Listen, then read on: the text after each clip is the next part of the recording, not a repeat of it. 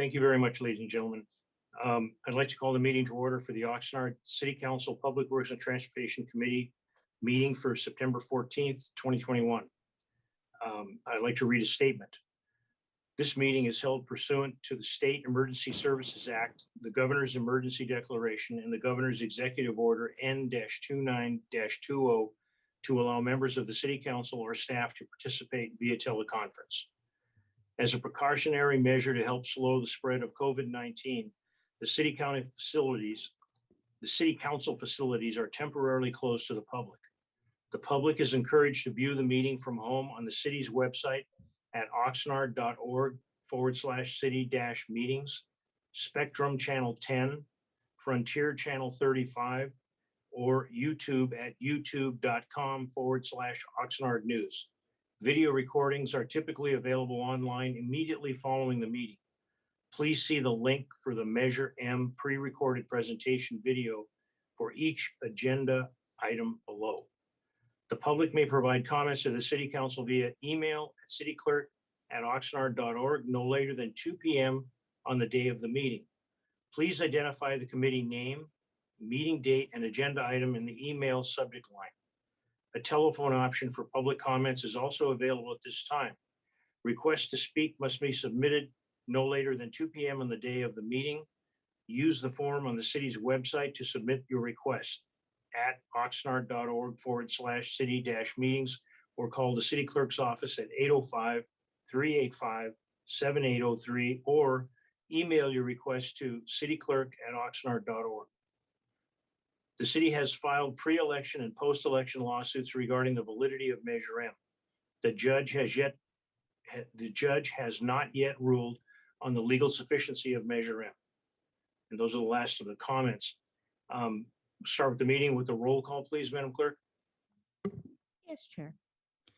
Member Zaragoza. Here. Member Lopez. Here. Chair Perillo. Here.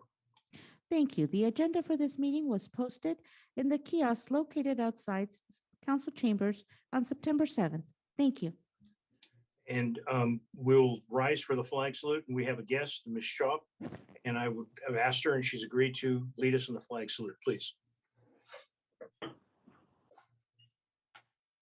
I pledge allegiance to the flag flag of the United Of the United States of America States and of to the America, republic for which and it to the stands, republic for which it stands, one one nation, nation, under under God, indivisible, indivisible, with with liberty and justice justice for all. for all.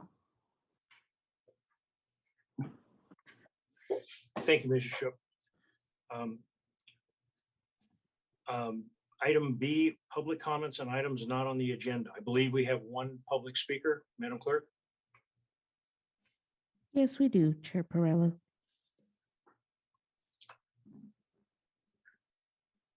We're ready if they are ready, if they're available. Julieta Flores. Hi, yes, good evening. Can everyone hear me okay? Yes, thank you Yes. very much. You have 3 minutes to speak. Okay, great. Thank you very much. First of all, thank you very much to all city council members for taking the time to hear my comment today. My name is Julieta Flores. I'm a bus operator with Gold Coast Transit District, and I'm here to speak with you today regarding a problem that we've been encountering more frequently in the last couple of years. It's no secret that with the increase in homelessness, we're also facing a lot more situations where we're encountering altercations in dealing with people with mental health issues. As a bus operator for Gold Coast Transit District, my coworkers and I were getting spit on, we're getting punched in the face, we're getting bruised ribs from being attacked and assaulted at knife point. We're encountering a lot more of these situations, and I'm here today this evening to request guidance and ask for funding and adequate training in dealing with people with mental health issues, from something as small as being able to identify somebody that's not in their right mind to be able to have adequate training for de-escalating issues. And so I think it's something that's very important to us to have the tools necessary to be able to go out. I don't believe that the training we're receiving from our safety department is adequate enough. They can only do so much, but they are not professionals in dealing with people with mental health issues, mental and behavioral health issues. And so I believe that, you know, now that we're getting more funding and grants, I was hoping that maybe some of it can go in adequate training for public transit operators. And I look forward to your response and your guidance. Thank you very much. And number one, we cannot get into much of a dialogue, but I assure you, we have a member of our council, Mayor Pro Tem McDonald, that sits on one of the transportation boards. He will get a copy of this. And the general manager of the city and the city attorney, all of our staff that's listening has heard it. This information will be shared. There's no way you should be put at that kind of risk. I believe that's as far as I can go. I apologize as a member of the city that this has happened to you. And I want to say one more thing. With these types of situations occurring, I imagine your union represented. And I was surprised that your union rep isn't here bringing this up. And I'm a proud union former member. I just want to say that. Thank you. Next item on the agenda. We have a consent agenda. City Clerk's Department, approval of minutes for June 22nd and July 13th. Have my committee members had an opportunity to review the minutes? Are there any changes, recommendations, or requests to remove the minutes from the agenda? Chair, if there's no changes, recommended changes or feedback, I move to approve the minutes of both June 22nd and July 13th. Thank you. A second. Thank you. Roll call, please. Member Zaragoza, Yes. Member Lopez, Yes. Chair Perillo. Yes. Thank you. Motion passes 3-0. And I'm, as the chair, and I can believe I can speak for the council, I appreciate that we're catching up on the minutes. Thank you very much, Madam Clerk. The Thank you, next, Chair Perillo. you're welcome. The next item on the agenda is reports. City Manager's Department. The subject, a presentation from Gold Coast Transit Planner Margaret Shoup on transit service improvements planned for South Oxnard. And the recommendation is that the Public Works and Transportation Committee receive a report and provide comments and feedback. Presentation will be live upon the consultant's request. This is different than what normally happens with our video thing because of Measure M. I personally am grateful that they're making a live presentation. I don't know if my city manager wants to make a comment first or just Madam should take over.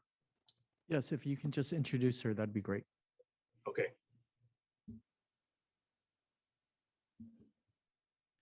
So we are very grateful that Margaret Shep is here from Gold Coast Transit. She has a very exciting presentation to make for us. And we look forward to hearing comments from this committee.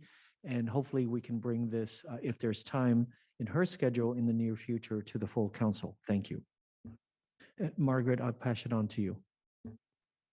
Okay, thank you. Good evening, members of the committee and Mr. Mayor, Mr. City Manager. My name is Margaret Shoup. I'm the Transit and Special Projects Manager over at Gold Coast Transit District for GCTD. We have been providing public transit in the Oxnard area since 1973, originally as South Coast Area Transit, and then since 2007 as Gold Coast Transit.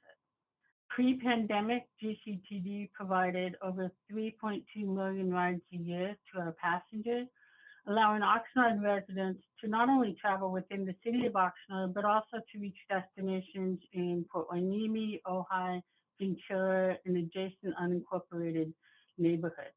I want to thank you for the opportunity to speak to you about a project that we propose to launch in the South Oxnard neighborhoods in early 2022. And would like to discuss this with you. If you would allow me to share my screen.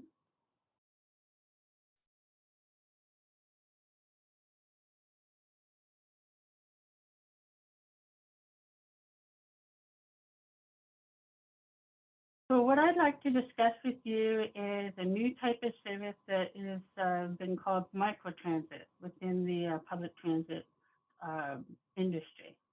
What exactly is microtransit? It's a smaller bus service that's designed to help folks within a much smaller service area. Typically, the service area is 5 square miles or less.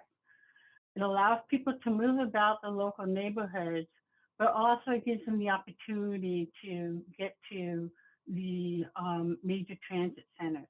We use smaller vehicles that are easier, not only for individuals to load, to get onto the vehicles and get off of the vehicles, but it's also easier for drivers to navigate down some of these neighborhood streets where very often you've got parking on both sides of the street throughout the day and throughout the evening. This can be called for either on the phone or using an app on your smartphone, not unlike the Uber or Lyft services that have become available in recent years. In 2020, we implemented route changes to improve frequencies along our major corridors, along Ventura Road and Victoria. And this was a priority that was identified by our riders, that they needed more frequency to improve the level of service that they needed. And as a part of this system redesign, we had to pull some service out of neighborhoods where the service wasn't used that frequently. And also, again, as a part of that service design, we began searching for alternative ways to serve those neighborhoods that we had pulled the service out of. Based on our research, microtransit may be able to provide that flexibility within the neighborhoods that a large 40-foot vehicle is not going to be able to provide. It's going to be able to provide the service as the people actually need it and get them to the destinations that they need to get to. It's very important to provide some sort of service in the neighborhoods because we have people who rely on public transit. So as we were exploring microtransit, the Ventura County Regional Energy Alliance reached out to us and said, hey, do you guys have any type of project that is ready to put into an electric vehicle? And we immediately thought of some of the neighborhoods in South Oxnard that we were exploring this microtransit opportunity with, because some of the neighborhoods in South Oxnard have been disparately impacted by pollution. And so it would improve the chances of the grant being awarded for an electric vehicle and for the operation of a service in a neighborhood such as the Geezer neighborhood, the 5 Points, part of the Lemonwood area. So we put together a grant that was in fall of 2020, and we found out in May of 2021 that we were one of five grants that were awarded statewide. This particular slide shows the original service area that was proposed in that grant application. And here is Oxnard Boulevard, heading south out of town. Centerpoint Mall is here, the Oxnard Transit Center is here. And the whole idea was that people would need to move around this area, not only to get to jobs, because there's a lot of jobs in here, but they'd also be able to get over to the Centerpoint Mall and access the Vista services to get up to Cal State Channel Islands, or maybe the Gold Coast Route 21 to get over to Ventura College and the Government Center quickly, or maybe they need to get on to the Metrolink, Greyhound, the Amtrak services, and other Gold Coast or Vista routes that are all hubbed here in the Oxnard Transit Center. And again, this was the original concept that we worked with in the application. So here's the timeline. We started talking about improving frequencies along our major corridors in 2020. So we knew that we were going to have a potential opportunity to look at getting into the neighborhoods using a smaller microtransit concept. We started reaching out to our peers. We looked at projects going on in Orange County, California, LA County, Sacramento, Monterey. We looked at projects up in Bakersfield. What we wanted to do, if we wanted to learn from our peers who had already implemented programs and what worked and what didn't work out so well. We got in touch with a software vendor. We gave them a bunch of data from our fixed route systems that were in place, along with a demand response system here, the Go Access services. And we asked them to give us a couple of models of what they thought it might look like if we placed a service in various portions of the service area. As we were evaluating some of these models that they proposed, that's when the county reached out and asked us to join them in this clean energy grant opportunity. And then earlier this year, we were awarded the grant. And now we're in the input part. We're seeking input from the residents in some of the neighborhoods in South Oxnard. We're also seeking input from the cities. What are we looking for? Well, we believe that if we get input from the potential users in the design phase, then we can design a program that is more likely to be utilized by the residents we're trying to serve. So should we operate 5 days a week, 6 days a week, 7 days a week? How many hours a day should we operate? What would be a reasonable fare to pay? How long is someone willing to wait after they've summoned the call, whether it's on an app or on the phone? We've kind of figured out that we're probably going to be picking up people at their homes, but we want to get some more information about, well, if we're taking you to the Walmart at Centerpoint, as an example, do you really want to get picked up right outside of Walmart and get, in that traffic? Or do you want to be picked up just a little bit off? And if you want to be picked up a little bit off, where would you suggest? What are some other considerations that we haven't thought of that the residents would be well aware of, because this is where they live and they work? And again, if you go back to the original map, Lemonwood was not part of the original concept. And we kept wondering, was Lemonwood interested? Were the residents in Diamond Bar, were they interested in this type of service? So these are the kinds of questions that we had. So we put out a survey. This survey is a little bit different than the one that was distributed to city staff 3 weeks ago. And as you can see, we've already expanded the potential service area, because the original map, the border came straight down Rose Avenue. Now we've expanded it to include Lemonwood and the Diamond Bar area, and this area on the other side of Oxnard College. And we may expand it a little bit further to have it cover the area going all the way out to Rose Avenue. But we don't know yet, because we need more information from our residents. We have done outreach. We've gone out to mobile home parks to ask that these flyers be distributed. We've gone to apartment complexes in the area. We have this survey up on our website. We've gone to businesses to request permission to just post it, because you can scan, as you can see, just simply scan this thing on your phone and it'll take you right to the survey. You can also just email feedback to us at planning@gcpd.org.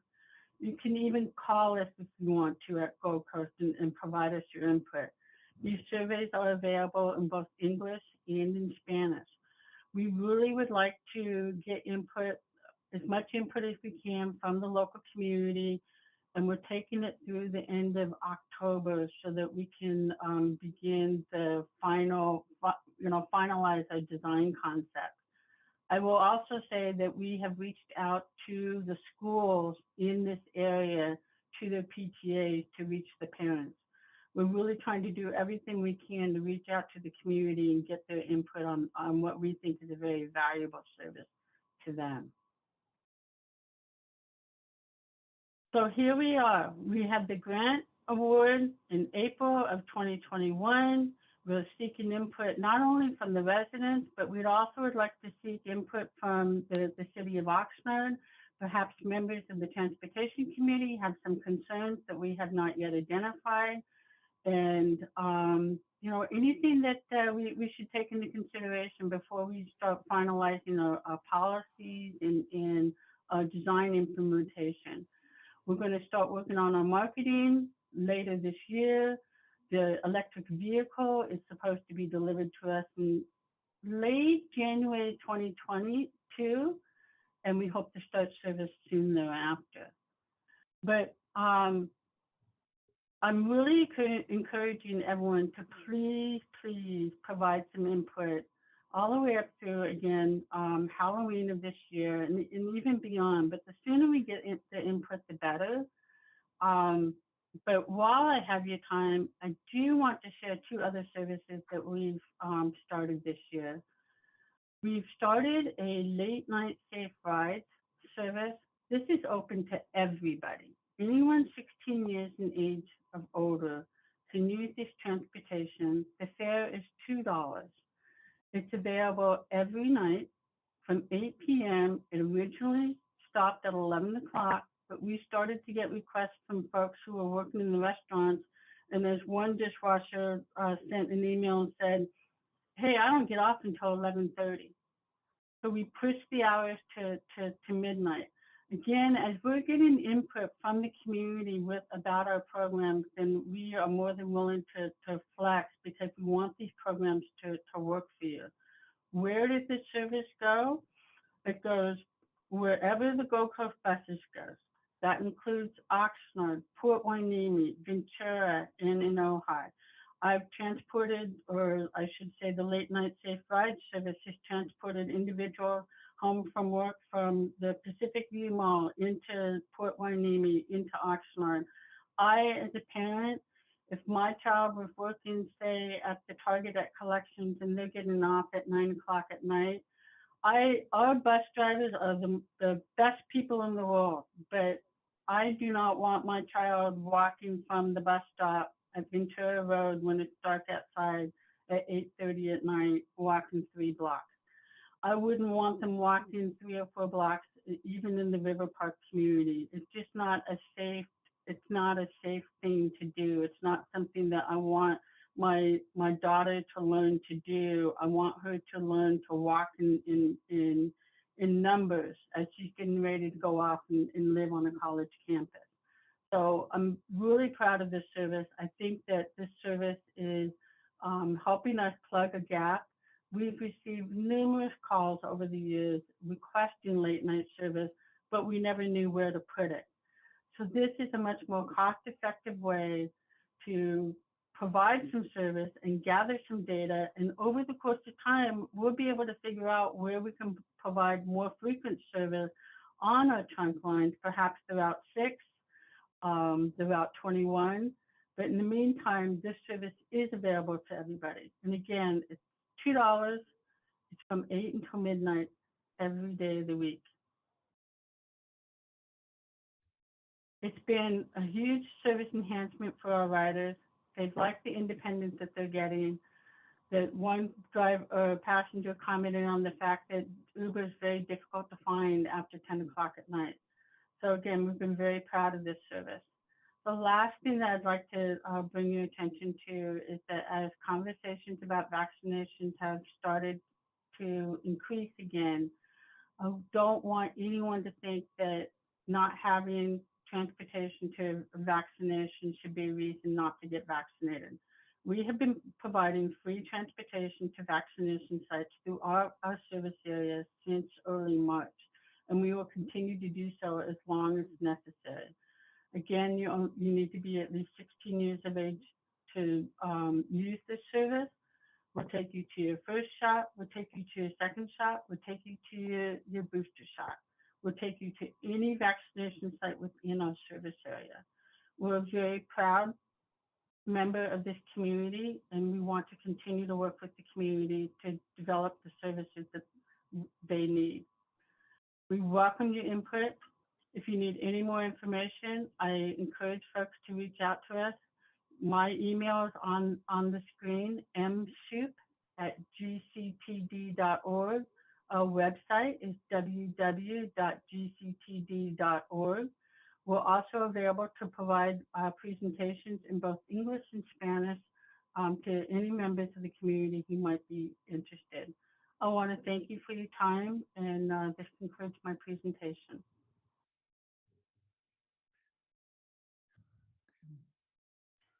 Thank you very much. You're a tremendous advocate for the organization. Committee members, do you have any questions or comments? Yeah, Mr. Chair, Go I ahead. want to thank Margaret. You know, I was a member of Gold Coast Transit for many, many years, and Margaret has done an excellent job for Gold Coast Transit. I believe this clean energy grant is really going to help individuals and users over in Calgeether and Lemonwood.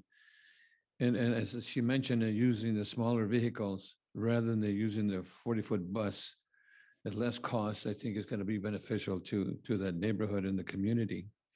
One of the things that I know when I was there in Gold Coast Transit, in fact, with Mayor Pro Tem too at the time as a supervisor, that potentially now that most buses, Margaret, are not going to electric. I think there is a mandate that the bus company become electric. And I can't remember what year or how many years it was, Margaret. Can you remember that?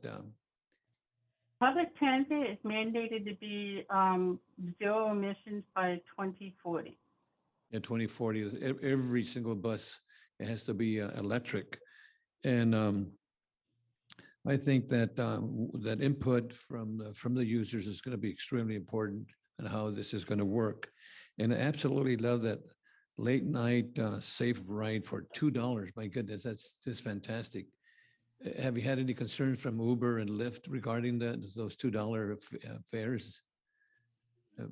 I haven't received any feedback, but from Uber or Lyft directly, but I did not realize until some of our passengers told us that it's very difficult for them to get an Uber or Lyft after 9:30 or 10 o'clock at night.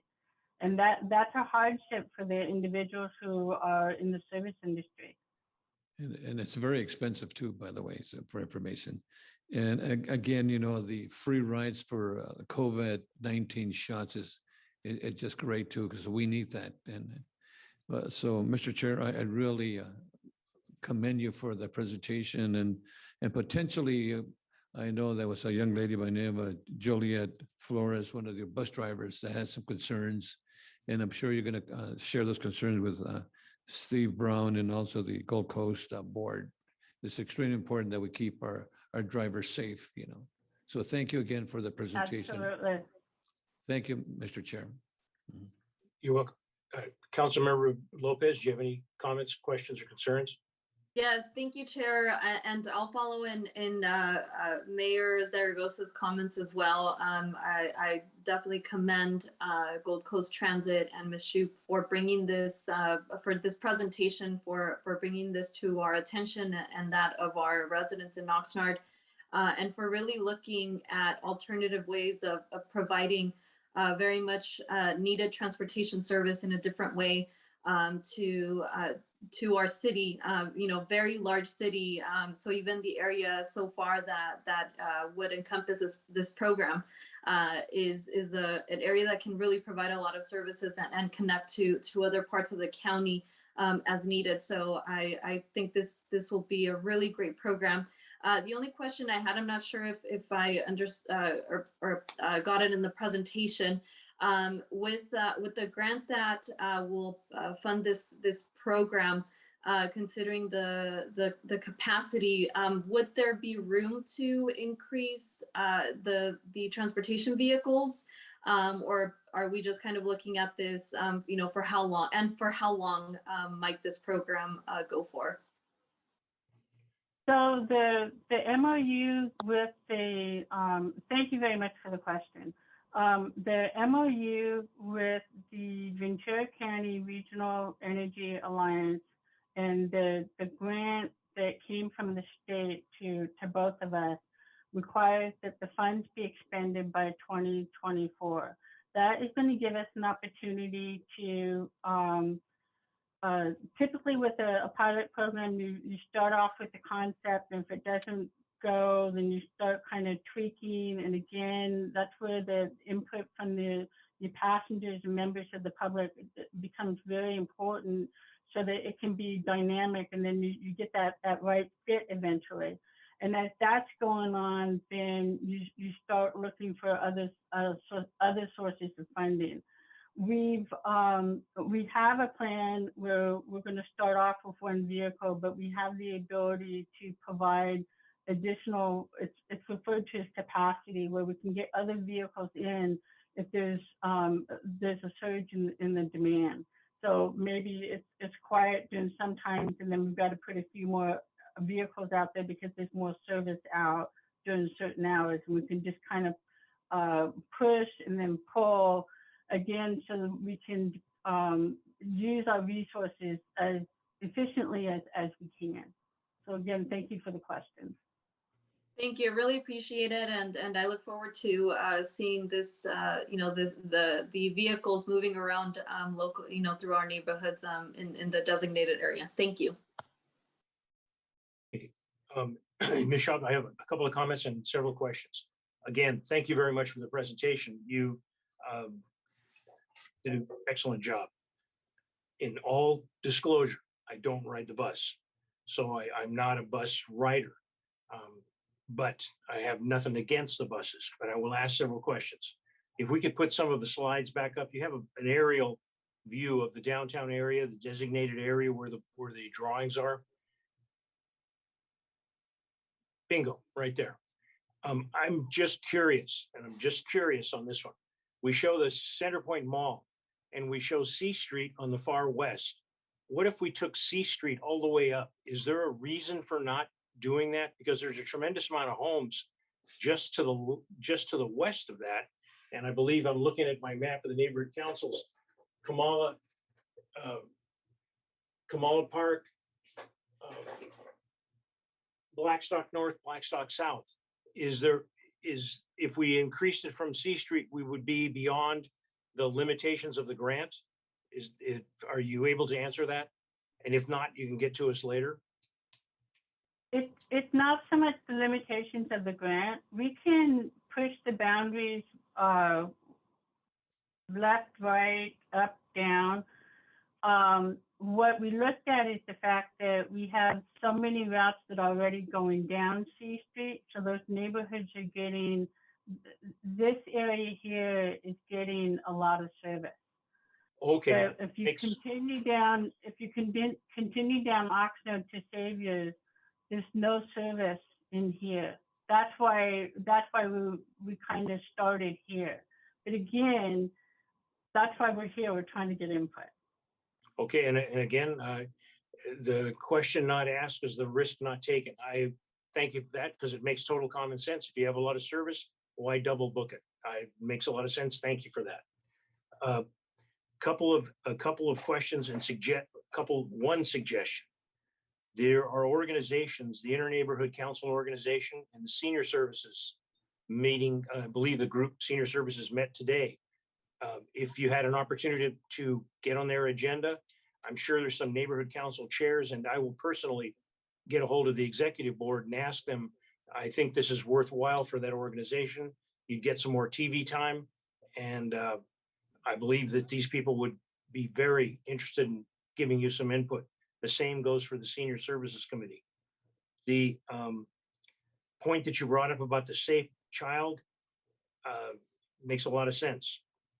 Nobody wants their kid exposed to any more risk. In the common world, common everyday world, things happen. And I really appreciate the way you placed it. You pointed it out and stated it. A question that I have, when you mentioned that some of the streets in the areas are parking on both sides and we would drop the person at the home. One of the issues that's happening in Oxnard with the fast delivery, for lack of a better word, Amazon.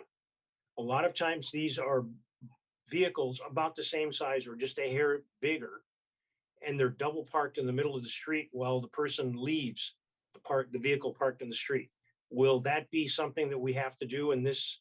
And I'm not against it, but I'm asking the question. Will that be something we have to do when we drop people at the home? Because as you mentioned, people park on both sides of the streets, and in some of these areas, parking is at a premium. Chair Perillo, thank you for the question. When the individual is being delivered to their home, we're not going to permit the driver to park in an unsafe situation. And sometimes that means that the vehicle will be double parked in the street with the flashers on. If the individual needs assistance getting off of the vehicle, absolutely, we're going to make sure that the individual gets safe assistance off of the vehicle and that they're being escorted to the curb. But I think that you're not going to have a situation where we don't plan to do door-to-door service. This is going to be more of a curb-to-curb. So we're making sure that passengers who need the assistance are getting up onto the curb as they need, as opposed to greeting them at the door. And so it's going to be curb to curb. Again, I referenced the Uber and Lyft style of transportation, but this is going to be significantly less expensive. Okay, thank you very much for that information. And I appreciate piggybacking on what the other two committee members have said. The issue of getting the people to the vaccination sites is a great thing. A question with respect to the health issue going on right now: are riders required to wear a mask? Yes, Chair Perillo, that is a directive from the Federal Transit Administration that all individuals riding any public transit vehicle, which would include this service, if currently until mid-January, that order stands. So if we started this service in December, which we don't plan to, then people will be required to wear a mask. For the vaccination shots, yes, they would be required to wear a mask because that is an FTA directive. Okay, thank you for that. I'm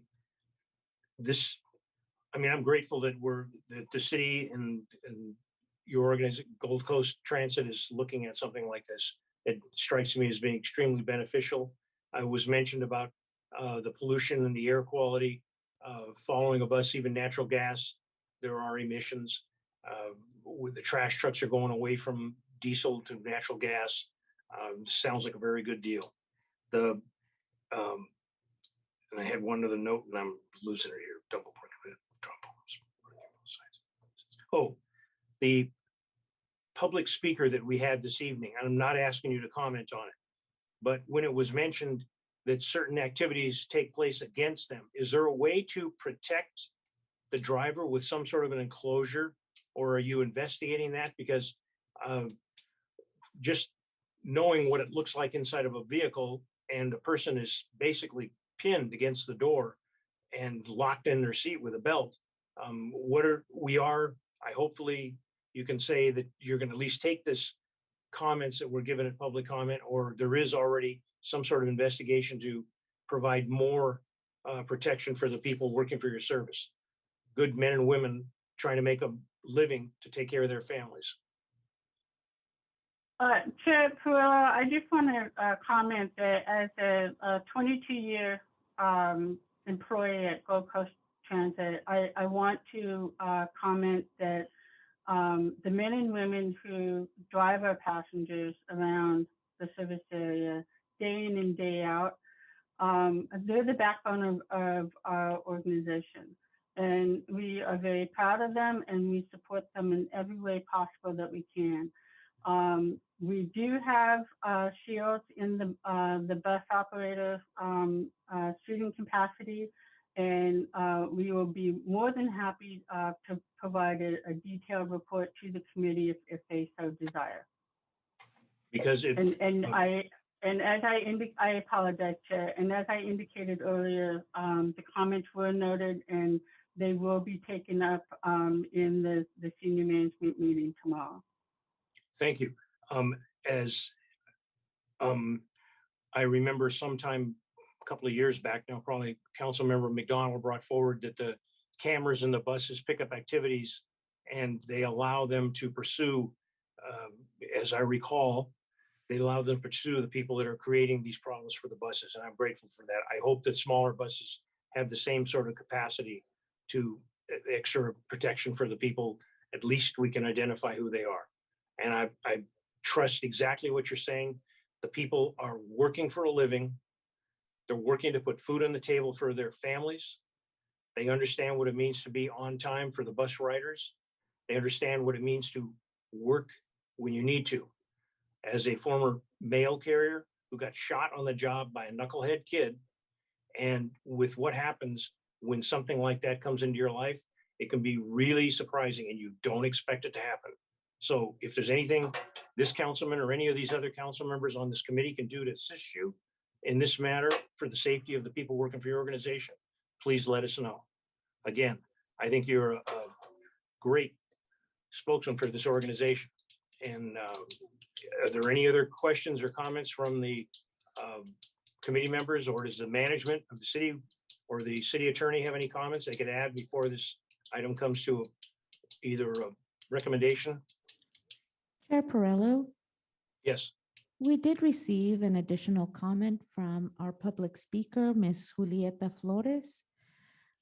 And that comment is, we are deficient in the J Street area. We have a passenger that has over 100 signatures to add bus service to this area. Thank you.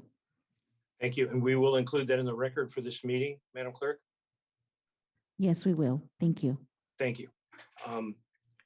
If there's no other comments from staff or committee members, do we have a recommendation on this? And I know that it's a presentation. We're looking for comments and feedback. I don't believe we need to make a motion, but Mr. Early, can you make a recommendation? Do we need to or don't need to? It's a receive and file in. Yeah, there's no no motion necessary. Thank you. Okay, all right. Okay, thank you. Again, Ms. Shaw, thank you very much. And thank you for leading the Pledge of Allegiance. Thank you. Mr. Chair, Yes, Mr. Chair, again, I just want to thank Margaret, as you mentioned earlier, that she does an excellent presentation. I've had the opportunity of working with Margaret for potentially probably 15 years or so, but I just want to commend her again and Gold Coast Transit for the work that they're doing for the community. Thank you, sir. thank you, Mayor. And thank you again, all of the people working for the bus organization. Okay, the next item on the agenda is item number 2, Public Works Department. The subject, an agreement A-8369 with Holloway Environmental Solutions, LLC, for biosolids hauling and disposal services. There is a video presentation, but because of Measure M, it will not be shown at this time. The recommendation is that the Public Works and Transportation Committee recommend that the City Council approve and authorize the mayor to execute agreement A-8369 with Holloway Environmental Solutions in the amount not to exceed $5 million for a 3-year term ending October 31st, 2024 for biosolids hauling and disposal services for the wastewater division. Do we have any questions or concerns from members of the committee?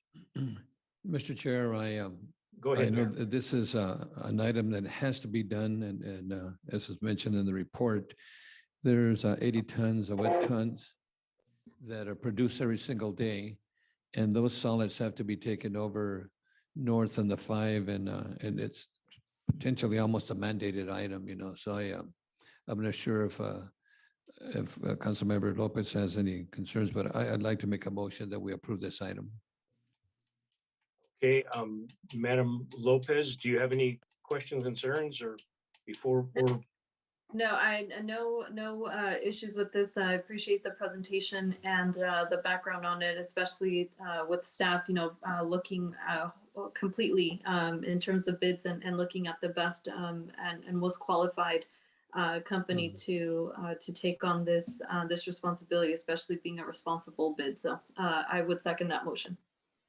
okay, I do have some questions, and I appreciate that. some short time in the past, there were issues that came up about our sewer department and the reasons that it had gotten into the state that it had gotten into. And I recall sitting at the council when we were meeting in person, people's eyes getting kind of big when they would find out how many gallons of sewage would go through that plant every day and how many tons of material needed to be extracted and then taken care of. Because we're a responsible city and we follow the law. You can't just put it anywhere. The questions that I have to do with where the material is going. In the past, there were issues when it, and as the mayor is right, goes north, it goes in the Central Valley. In the past, there were issues where people in Kern County had claimed that there was an impediment or impediment onto the water tables by where this stuff was being spread. How do we monitor that there is nothing happening with the method by which this is being spread to impact some other area's water and then potentially have that area come back after the city of Oxnard? That's my question. So I'll take that first and then introduce Roberto to see if he has any additional comments. Again, my name is Jan Hauser. I'm the Wastewater Division Manager. Good evening, Chair and committee members. So the company hauls it to a old gypsum mine that's being reclaimed. It is actually permitted as a landfill, and as part of that permitting process, they're required to monitor the groundwater and to make sure that it's not impacting groundwater or the soil or anything around it. So it is very heavily regulated. And Okay. so Roberto, I don't know if you want to add anything to that. As a follow-up, Mr. Hauser, and thank you very much for that.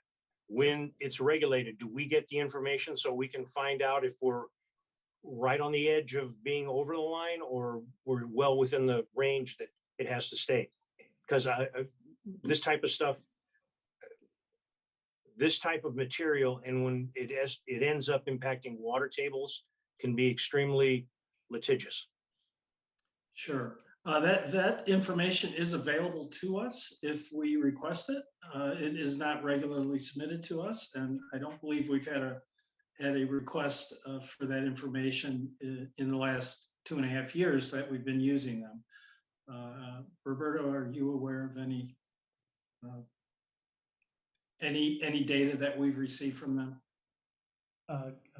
No, I'm not. Okay, is there any, I'm in support of this. Is there any suggestions to this council before we send it to the full body, to make sure that we protect ourselves any more than we are, or we feel comfortable and the city attorney can weigh in on this with the way we're doing this?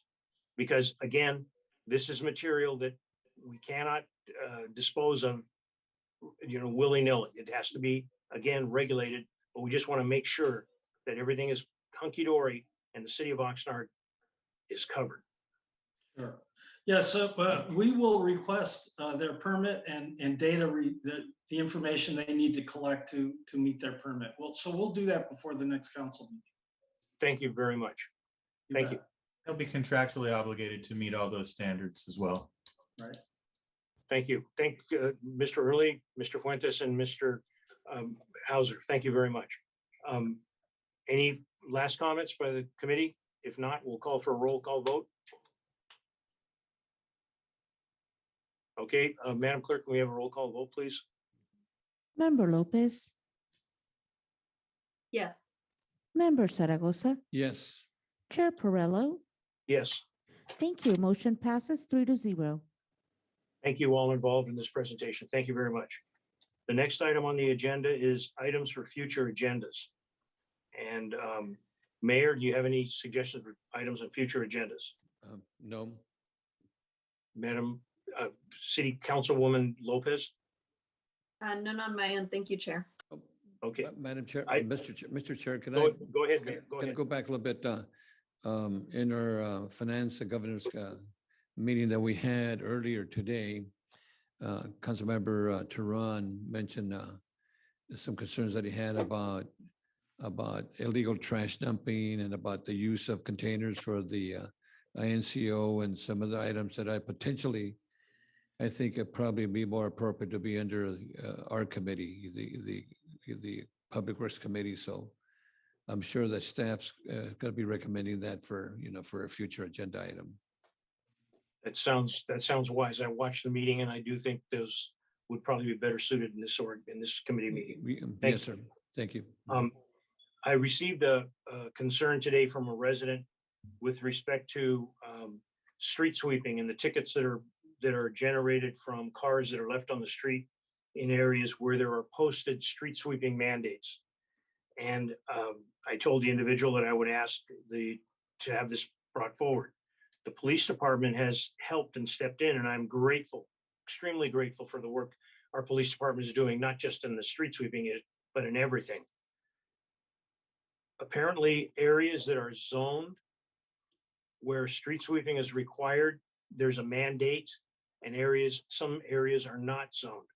My question is, if we can have something on the agenda at some time in the future for this organization to determine when we would make the entire city of Oxnard treated the same, whether it's the northeast, west, or south. If streets are not swept, and in my particular neighborhood, there's no mandating, and the streets are swept, but when cars are left on the side, the street sweeper goes around them, and whatever was left underneath that car stays on the street. In other areas, the cars are required to move between certain hours, and a lot of those areas are extremely densely packed areas where there's an extreme preciousness to the limited parking, and they have real concerns, and they get a ticket. And as the letter Mr. Barajas gave it to me, $65 ticket. So I just would like to have something brought forward where we can find out if there is a need to, for lack of a better way to say it, what's good for the goose is good for the gander. And I think it should be the same throughout the city of Oxnard. Those are my requests. Mr. Chair, can I add a little bit to that? I'm sure that Go ahead, Mayor. all of us received that letter from the individual that was concerned potentially that was happening in South Oxnard. And you said something really important. When you go to South Oxnard, the cars are parked one after the other. And it's very, very difficult for everybody to move their cars on sweeping day. But I think that we need a report on that. Absolutely. Thank you for bringing that up. I agree with you, Mayor, because I can tell you there's one street, Cortland, that it needs, the people try, and it needs help. And that's just one little street. That's an obvious one. Thank you. With that, ladies and gentlemen, I adjourn the meeting, and please be safe. This COVID thing is not over. Thank you very much. Thank you for all in attendance. Thank you. Thank you. Good night. Good night.